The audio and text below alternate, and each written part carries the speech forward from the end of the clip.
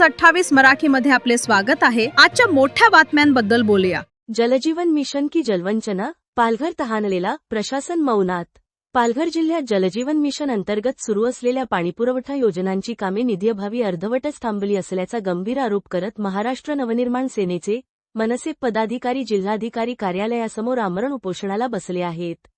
मोठ्या योजना कागदावरच, गावात अजूनही पाण्यासाठी वणवण, आंदोलनकर्त्यांचा संताप। मनसेच्या मते महाराष्ट्र जीवन प्राधिकरण MGP मार्फत सुरू असलेल्या अनेक योजना मध्यावरच अडकल्या असून नागरिकांना अजूनही नियमित आणि स्वच्छ पाणी मिळत नाही। प्रशासनाकडून निधी नाही हे कारण देत कामे रखडवली जात असल्याचा आरोप करण्यात आला आहे। कामे पूर्ण करण्याचा ठोस निर्णय होईपर्यंत उपोषण मागे नाही। दुर्लक्ष केल्यास जिल्हाभर तीव्र आंदोलन। आंदोलनादरम्यान वातावरण तापले। मनसे पदाधिकारी धीरज गावड यांनी कंत्राटदार घुले यांच्यावर गंभीर आरोप करत प्रशासनाचा जावई अशी टीका केली। तसेच माहीम येथे गेल्या वर्षी जळालेले पाईप घुले यांनीच जाळले असा खळबळजनक आरोपही करण्यात आला।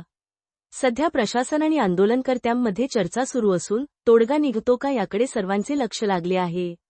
वार्ताहर Shubham Patil, senior crime reporter, Palghar जिल्हा।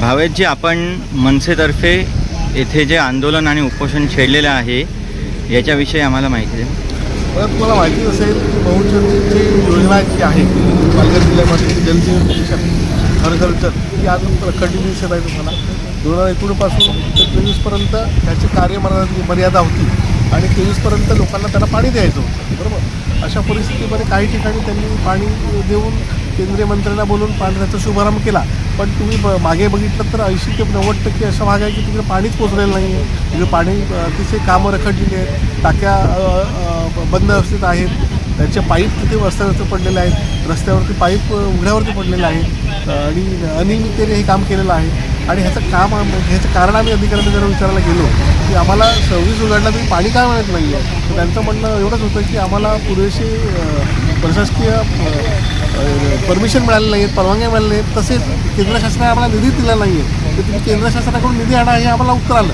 त्याचा राग घेऊन आम्ही जो दौरा केला त्याच्यामध्ये आम्हाला आढळलं की 90% काम रखडलेलं आहे, 75% पेमेंट मिळालेलं आहे। 75% पेमेंट मिळालं असलं मिळाल्यानंतरसुद्धा काम रखडलेलं असल्याने आम्ही हे आंदोलन उपोषणाचा आज आम्ही आंदोलन पुकारलेलं आहे।